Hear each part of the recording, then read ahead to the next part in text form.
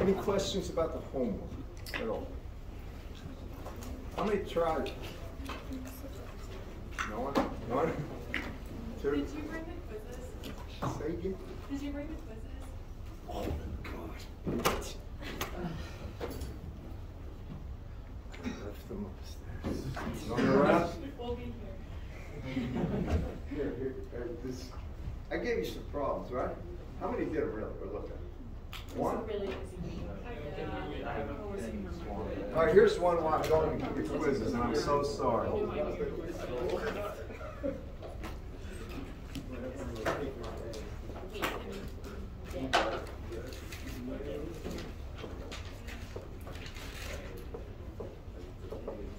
There is a voltage waveform versus time. It's a simple triangle function.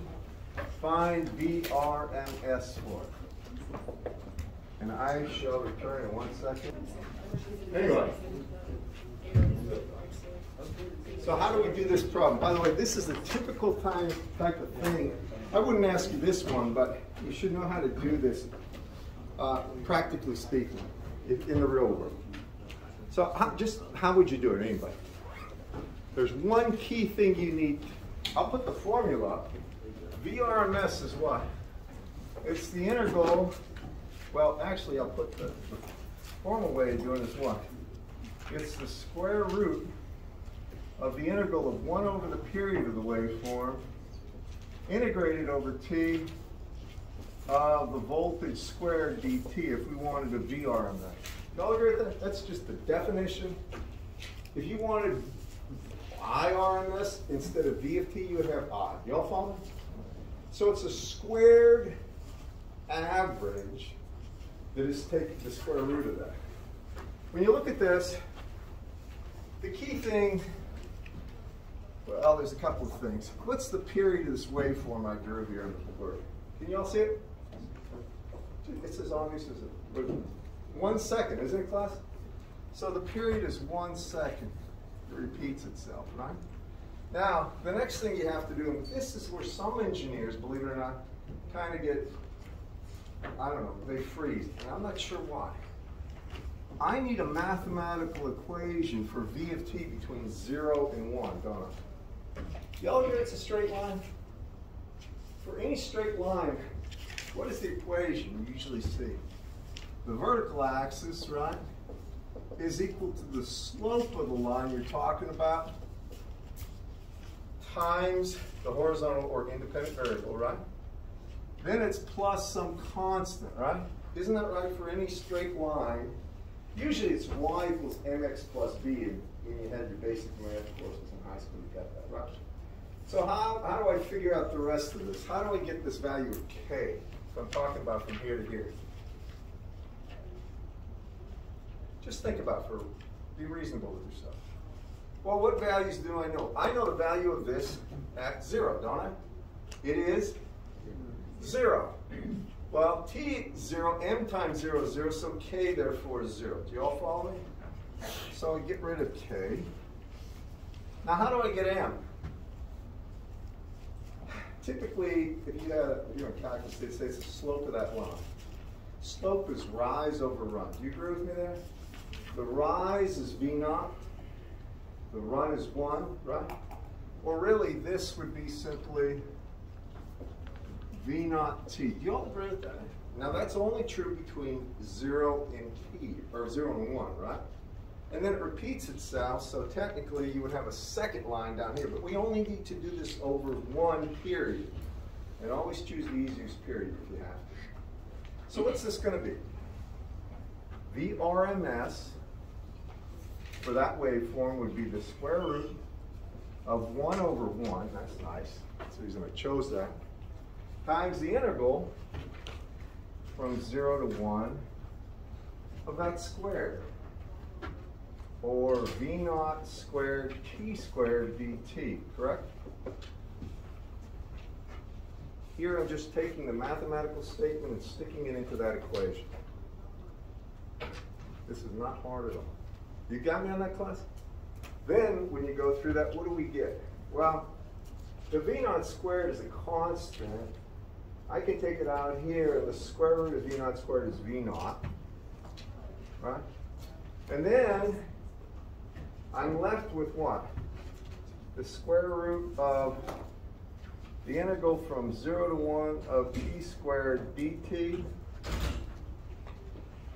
What's the integral of t squared dt, class? T cubed over 3. Evaluated from 0 to 1 is just 1/3, correct? So this is really going to be V naught divided, or V naught right here, divided by the square root of 3. You all agree with that? And that's the basis for this. Now, I'm going to warn you about one thing, and you don't have to get panicky about this. But whenever you're presented with just shapes and waveforms, it is expected that you can write an equation for a straight line, for something that's varying as a square, for something as square root. In other words, your mathematical understanding should be such that something like this doesn't threaten you. I'm really trying to be honest with you. Okay, now what I want to do, I gave you some problems. They're not hard. It's math right there. I want to just mention that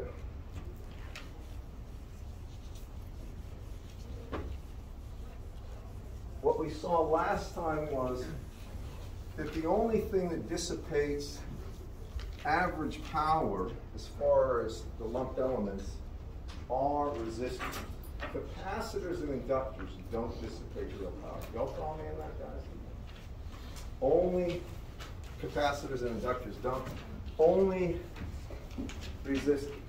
Now I'm going to go to the next step of stuff. The next thing I want to cover. And I want to do this methodically and not in a way that's going to confuse you, hopefully. All right, so we got RMS values down.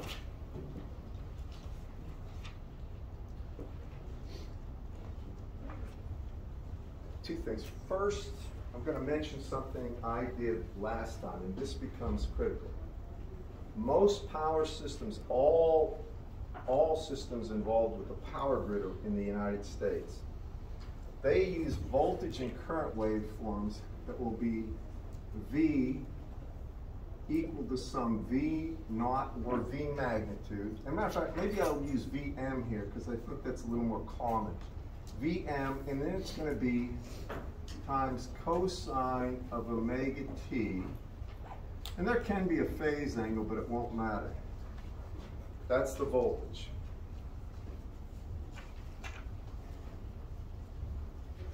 Vm is called the peak voltage,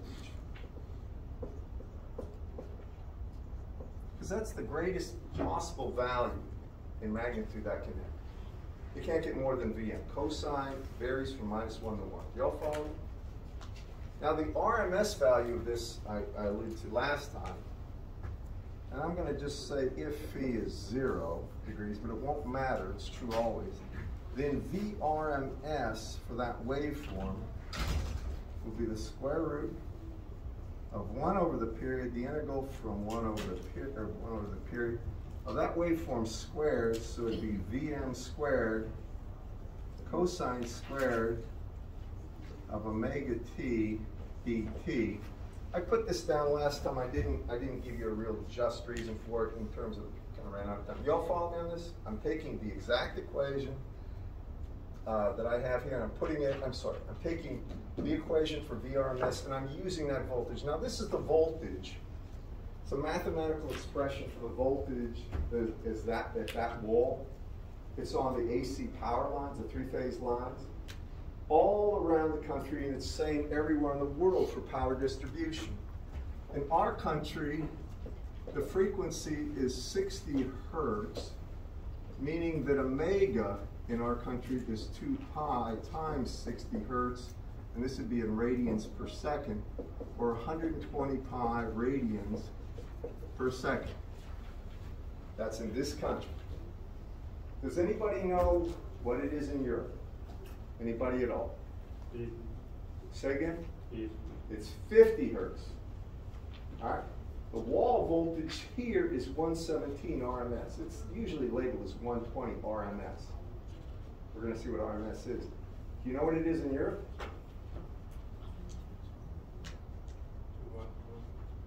the RMS voltage is what, about 200 over there? I actually don't know that off the top of my head, but it's different is my point. So, and I see a couple people in the military go, if you ever get stationed in Germany or overseas and you bring your stereo equipment or whatever, your computers, and you plug them in, They won't go over the wall. they shouldn't go in the wall.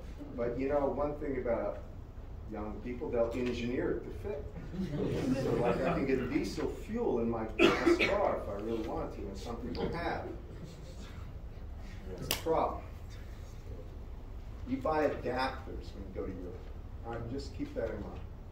And I'm warning you because I know in the military especially, I've heard stories about $500 worth of stereo equipment getting destroyed because they just found a way to stick it into the wall. I mean, I've never destroyed anything like that, but I'm going to tell you, when I hear this from certain people, I know it's true, so just be aware of this. Yeah. Sorry, I just can't read what you wrote after 120 pi on the omega. It's radians per second. Thank you. Okay, so back to this thing. Here's what I'm going to say. When I made theta 0 for one reason. Do you all know that cosine squared of theta is equal to 1 plus cosine of 2 theta, if you want me to, I'll prove this, over 2. I can do it with a half angle formula, or I can put cosine in terms of Euler's and prove this. But this is one of those half angle formulas. Y'all remember, you don't have to know this. I'm not going to test you. Y'all remember these things? If you had calculus, you had some point in your calculus career where you had to be acquainted with trig IDs. You just had to. So when I look at this, and I take this as equal to the square root of 1 over t, and you go from 0 to t, and I can take the Vm squared out in front here. The cosine squared becomes 1 minus cosine, instead of cosine squared, it's cosine of 2 omega t dt. And the only thing I've done there is replace cosine squared by 1 minus cosine 2 omega t over 2. Sorry. Go with me? This is nothing tricky. Now, if you look at this just for a second, you can see the Vm squared is a constant. I can take the square root of that. So I would have Vm out in front, and then I have the square root of 1 over t times the integral from 0 to t of dt. This is actually plus. I put minus. This is a plus there. It won't matter. Plus 1 over t, the integral from 0 to t of cosine of 2 omega t dt. And this is equal to the RMS. Y'all see what we're just trying to show you the mechanics of how you get there. Now, this is the one I want to just mention something about. Cosine of 2 omega t from 0 to t. You realize t is the period length, right, of the cosine of omega t waveform. Cosine of 2 omega t would also have an integer number of periods in that range. Do y'all follow me on that, class? And if you think about a cosine or a sine wave, this is a cosine. What do you know about the integral? Call this v of t. The integral of this waveform dt from 0 to t, or over one period. Just take a look at that. What must it be? Same area above as below, it is 0, right? Anytime you have a cosine or a sine integrated over a period, or an integer number of periods, it is 0. So this goes away. Y'all follow me? I'm not going to spend much time on it, just realize it. When I integrate dt, and you know what, I forgot 2 here. When I integrate dt, I get t evaluated from 0 to t is just capital T divided by small t, or the real bottom line of this is Vm over the square root of 2 is Vrms And that's the thing to keep, because that tells me the relationship between the RMS voltage and the peak on the sinusoid. Now remember, in all the circuits that we've done prior, we always had the voltage given in terms of a magnitude and angle, right? Y'all remember that? From now on, or at least a good chunk of the power work we use VRMS, and here's why.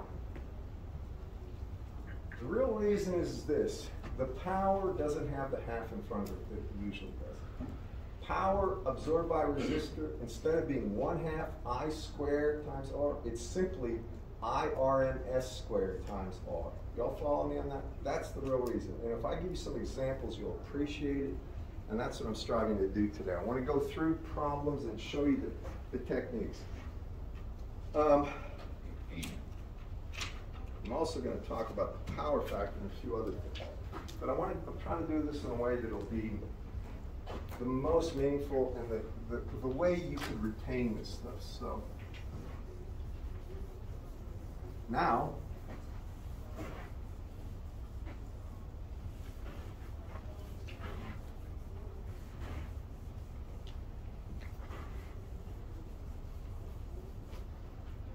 next thing I do, we're going to talk about power factor, and I'm going to do this in a way that will be somewhat useful to you. So, write this down too. The power factor is something that is very important when we're dealing with the distribution of power. You're going to see why in a little bit. But when we have power factor, the symbol for it is just PF, power factor. And what it is the cosine of the angle between the voltage that's associated with the component minus the angle associated with the current associated with the component. Now I'm going to show you why that's important. And I'm trying to do this in a way that is useful. So this is power factor. Now let's take a look at a resistor for a second.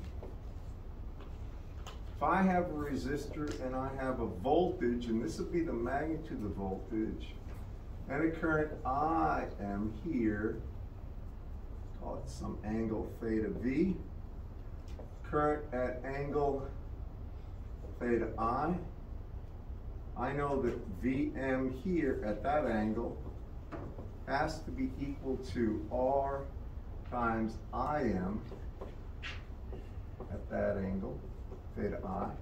Do y'all agree with that? V equals IR, right? Now, this is in terms of the magnitudes of the current and the magnitude of the voltage. But the only way this can be true is if theta I is equal to theta R. So I don't even write that down. Y'all follow me? You don't even need that for this. They're the same. Agree, class? Now,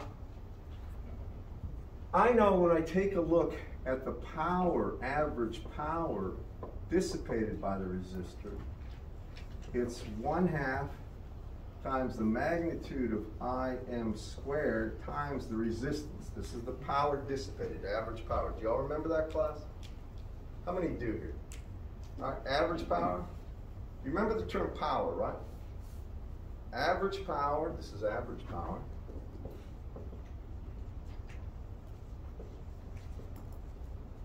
It is not time, it's not the instantaneous, it's average power. For a resistor, it's also equal to 1/2, and it's the magnitude of Vm squared divided by R. Now, the M indicates magnitude, it's the maximum value. You can see that for a resistor, you got the factor of 1/2 if the values of current and voltage are the magnitude or the peak value. Sometimes I'll put P there.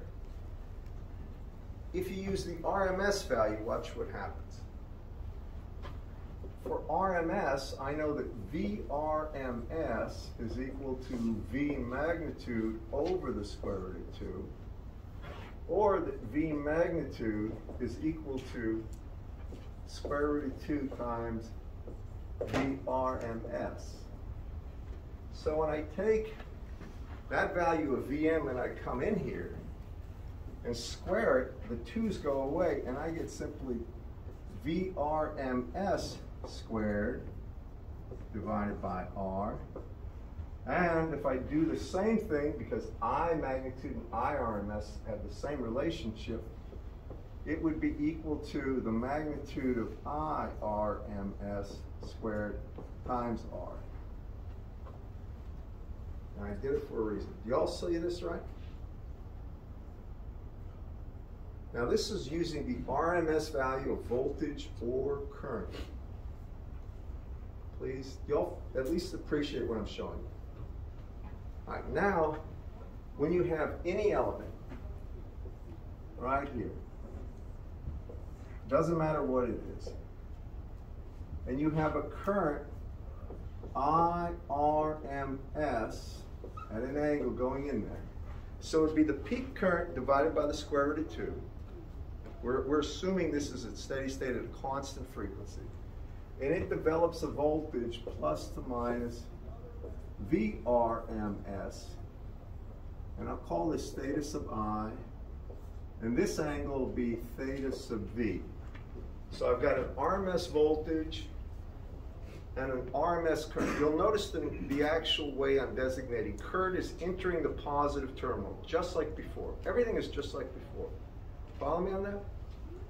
Now, the power, the average power associated with this element right here will just be magnitude of, the IRMS, I better not use the word magnitude, times VRMS times the cosine of theta V minus theta I. All right? That's what it'll be. I can prove that, but that's what it'll be. But that cosine of theta V minus theta I is called the power factor. So P average is given as IRMS times VRMS times the power factor. A lot of you are saying it seems like a long-winded way to get at just a relationship of that and that, but it's necessary. Because now we're going to do an example of why it's important. All right? And I need to erase this.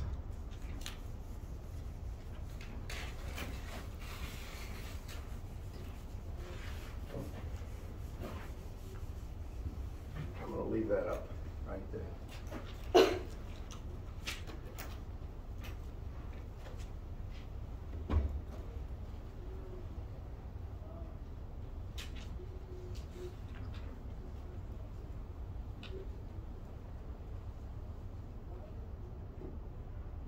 So here is kind of the problems, it's the beginnings of the type of problems you're going to be introduced to. Still circuits problems, but now there's a different type of designation, or different type of way of doing it. Everything's in RMS, and we're going to be talking about power in watts or kilowatts. So in general, when we talk about power, by average power, it's VRMS, IRMS, and then it's times the power factor. That's true. And if we look at a standard type of power distribution circuit,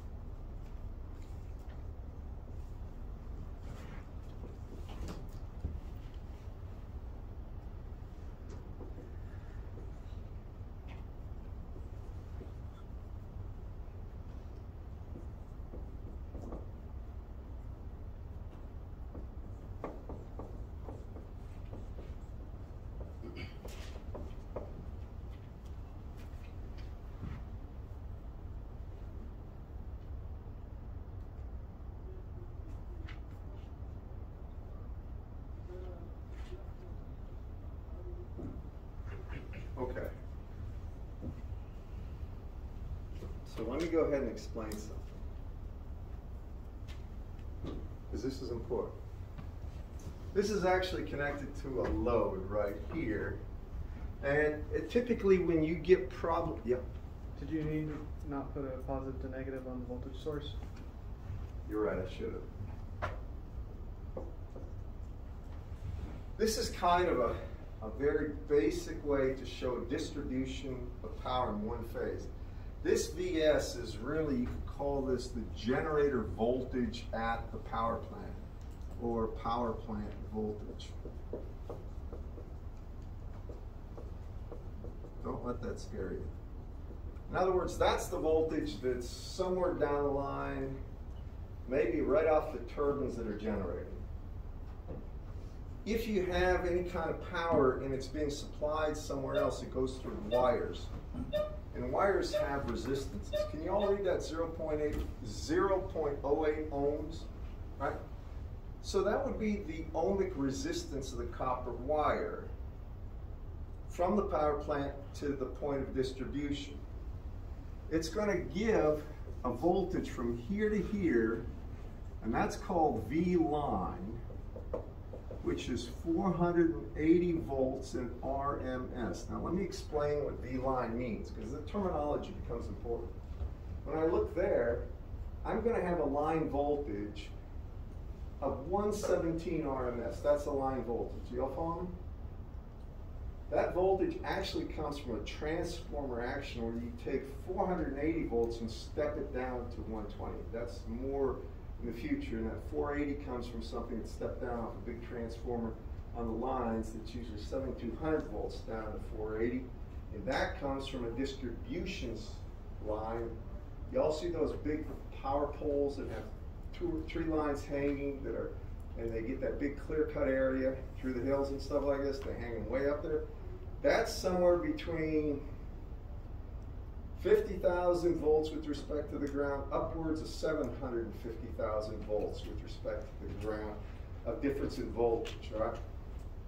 But all that does is reduce the amount of current to get a certain amount of power to the line. This is a mock-up circuit of what happens. This is what we're after.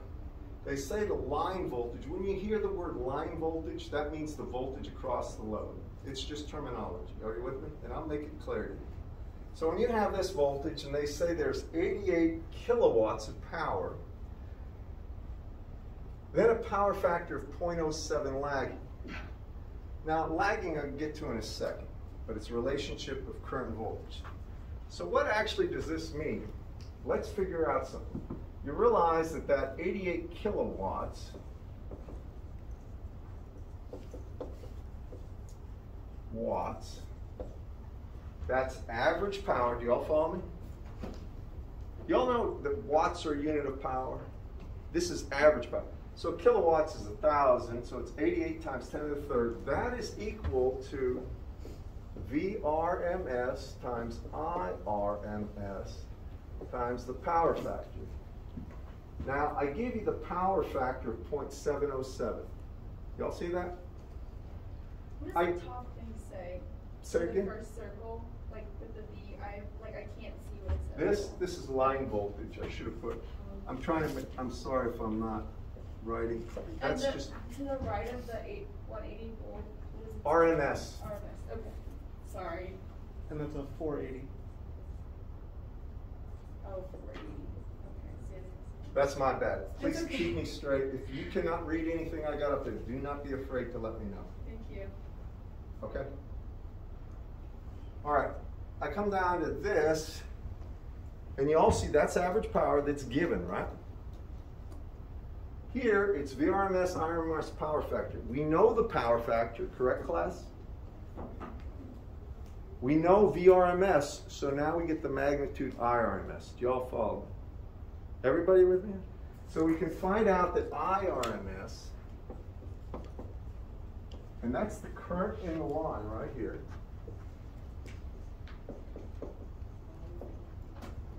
The magnitude of it will be equal to 88 times 10 to the third divided by 480 divided by 0.707. That's really 1 over square root of 2 is what he's thinking of there. Now, that will be the IRMS magnitude. Can you give me that, anyone? And if you don't have it, I can get it, but I'm trying to get you involved.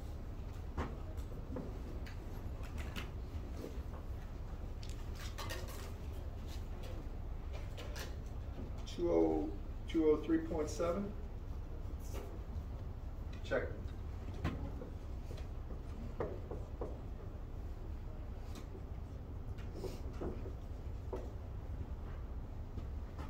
Anybody? Say again? 259.3. Sorry, 259. My bad. 259 point what? 0.312 amps. And that's RMS. All right? It's not peak, it's the RMS value of the current. You all with me, class? Trying to underscore that fact. That's the current. Now, it said one thing. You see that word lagging here? So, when you take the power factor, and you say the power factor is cosine of theta V minus theta I. Y'all follow me? There's something ambiguous, because cosine is an even function. So if you have the cosine of 30 degrees, it's the same thing as the cosine of minus 30. Y'all follow me? So when they say the word lagging, which 99% of all the power distributions in this country will have, a lagging network means the current lags behind the voltage by exactly the inverse of that. And let me show you what I mean by that. Please just listen to me and I think you'll understand. So I know the power factor, I just defined it as cosine of theta V minus theta I, right? And I said that that was, I'm going to use 1 over square root of 2 because this is the thing that usually triggers everybody's brains. When you think about a cosine of 1 over square root of 2 or a sine equal to 1 over square root of 2, it's 45 degrees. How many know that? It should go off in your mind. Yeah, that's 45 degrees. That means theta V minus theta I is 45 degrees. Now this is important. Y'all with me? Now here's the next thing that's important. I have 480 volts as line voltage, but unless it's specified in another way, it's always assumed at 0 degrees. This line volt, unless it's specified some other way, almost always, if nothing else is said, this is assumed at 0 degrees. Can you follow me on that, everyone? That's the reference. Doesn't have to be, but almost always that is true. So this is going to be 0 degrees RMS volts, right, or VRMS. And here's the important thing. When they said the power factor is lagging, it means that theta I is less than theta V, or the current lags behind the voltage. I'm going to give you examples of this over and over, but I want you to appreciate that. The reason they use lagging because the cosine of theta V minus theta I doesn't tell you if it's positive or negative. Do you follow me?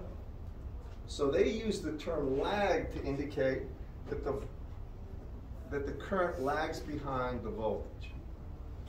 You'll see more of this later. If the power factor is leading, then theta V lags behind theta I.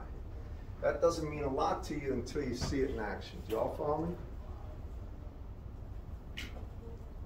All right. Now, here's what I'm saying. You see this current we got here? We got a magnitude, didn't we?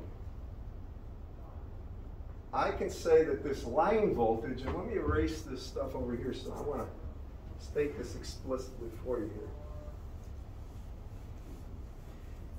I know the line voltage, which is that voltage across the load, is equal to 480, right, at an angle of 0 degrees, all volts RMS. And I know I, and this is I that's flowing in the line. It's an RMS current. I know I, and you can call it line, doesn't matter at this point. That's going to have a magnitude at IRMS, or 259.312 amps, but here's the deal. Now listen. I said if it's lagging, the angle of the current is less than the angle, right, of the voltage. Y'all hear me on this? Please just listen. Be attentive to this part. So I gave you a voltage here. This is what it's respect to. It's always with respect to the load, right? If we're talking about lagging, it has to be with respect to the load voltage. The voltage here is at 0 degrees, right? The current's got a power factor, or the load has a power factor, it's lagging. It means that the actual current will have that magnitude, but it will be at minus 45 degrees, and this would be amps RMS. Do you follow me? Because it's got to be behind the actual angle of the voltage. Do y'all follow me on that? By 45. It's not hard to see this.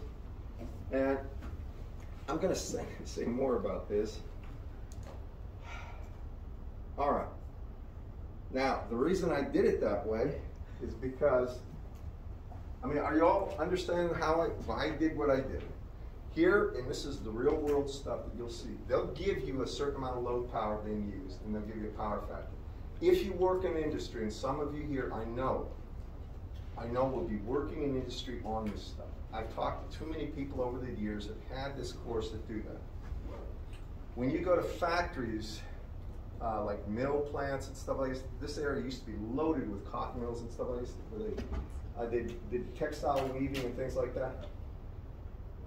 They have something where the line voltage will be fairly high. They'll get 480 volts, they may get a lot higher than that. And the current will not be in phase with the voltage. And the power factor almost always will be lagging. And then they do something to correct that. All right, and I'm going to get to that. So the reason they want to correct the power factor, it reduces the amount of current required to get the same power. Reducing the amount of current reduces the costs and losses that are on the line, the resistive heating of the line. That's the real reason. But you'll see this. You'll see more of this in a second. So we got the value of the voltage. Now, here's a question. What is this voltage here at the power plant, VS? How would I get that? I want you to just think. I've got the voltage here, right? And I've got the current, and I want this voltage. What would that be? Well, this voltage, wouldn't it be this voltage plus this? Do you agree with that? How many see that? This is going to be RMS. Can you all see that? I mean, this is not hard to see, is it? So, I know this voltage from here to here is 480. Yes? Why is it plus that 480? Pardon? You said plus that voltage. Well, look, if you go around this loop, right, the current's flowing this way, so this would be a voltage drop that way, right? Right. So I'd get an increase of VS minus VR minus 480, right, equals 0. So take the 480 and that's 0 degrees in VR to the other side, or you could say that VS here, this is the thing I want to do, VS here was actually equal to, and it would be the load voltage, 480, at an angle of 0 degrees RMS, plus, then it would be the line current that I got here, right, which is 259.3 at an angle of minus 45 degrees, right, and then it's that times the resistance is 0.08, and that would be the source voltage. Do y'all see that, class?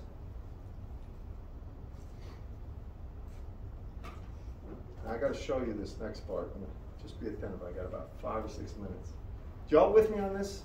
What is this? We could calculate it, can't we?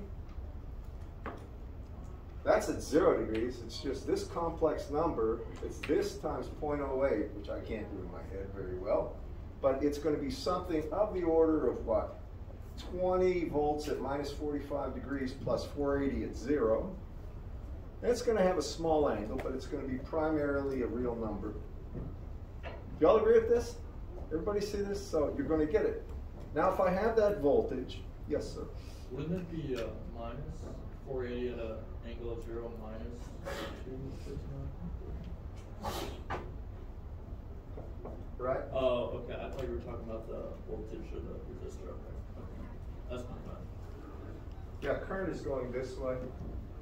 Right? It's going from the source this way. Yeah, I was looking at it as a voltage drop for the You get? Yeah, we're good? Okay. All right, so what do we get here? Anyone? I got 494.9 at an angle of negative 1.7. Minus 1.7 degrees. You can see it's slightly greater than 480, right? And I got same voltage, but angle negative 14 I. Is it 14? Oh wait, no, that's 14 I. Negative 14 I, not angle. What? Sorry. What is the magnitude and the angle? That's what I got. Magnitude and angle? Okay, thank you. We'll just leave it for now at that. Now, hear me. So, now that I have that, this tells me in order to get 480 volts here, which is my goal, I need 490 plus volts from the source. And there's also a loss in power. How much power is being lost in that line resistance class? What is that?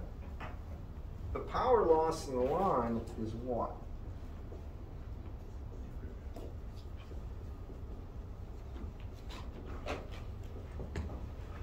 Well, isn't it just the amount of power associated with that resistor?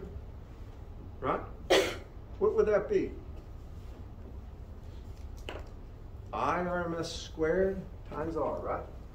So this would be IRMS squared times R, or it's 350 or 259, right? 0.312, squaring that times 0.08. And can you tell me what that is? It's not a whole lot, but it's enough to cause some heartburn. If you're paying for this, by the way, in the real world, the further away from one that power factor is, the more you pay in a penalty if you're an industrial unit. A power factor like this at 0.707, you're going to be paying a fine. Now the reason is you're responsible for for allowing your system to look as resistive as possible, and that comes later. So what is this equal to? At homes you don't do this, but at residential areas. But when you talk about industrial power or industrial utilities, or industrial plants, they do 5,379.4 volts. No, watts. Oh, that's up for 5,379 watts. All right. We were using 88 kilowatts, but to get that 88 kilowatts there, we've got 5,000 watts of loss. Do y'all follow me on that, class? So here's how we reduce that. Now please listen. And you saw the source voltages. If we do the same problem, and now you can assume it's just happening, it's some kind of magical act, but instead of having 0.707, now the power factor goes to 0.9. Do y'all hear me? So now if this power factor goes up, it's getting closer to 1.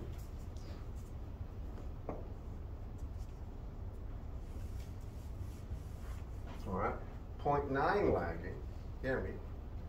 Now, what happens to IRMS? Can you all see it over there? Instead of having this 0.707, it becomes 0.9, right? And the amount of current peak magnitude is then what? I think it's 203.7 amps RMS, but you could check me on that. You get that? 203.7 amps, yeah. All right, so now the current is going down, even though the real power is the same. You all follow me? The real power is what you care about, the average power. It's still dissipating, but now the actual current's going down. That's good news. Because what happens in the losses here? Losses are still I squared R, right? Current goes down, losses go down. It's more efficient. So I'm just about out of time. Here's the one thing to take away from this. I'll give you problems, and I'll be honest about making it as clear as I can. In the real world, especially people that are going to be working and that are large-scale engineering kind of people that are going to be doing stuff with power plants or distribution, the power factor becomes critical. And as we're going to see in the future, the way you reduce that power factor is putting large banks of capacitors in parallel with the actual load. But there are tricks to this, and I can only tell you that the amount of money saved by making sure your power factor is close to 1 is ridiculously large, because power companies, right now this is a trivial example, but this could easily be tenths of ohms, maybe 0.3 ohms, 0.5 ohms, and then the power loss here can be close to the amount of power you're using if your power factor isn't minimized, or it isn't maximized to 1. So just keep that in mind. All right, have a great break. Here's some stuff, and if you need to see me, I'm available.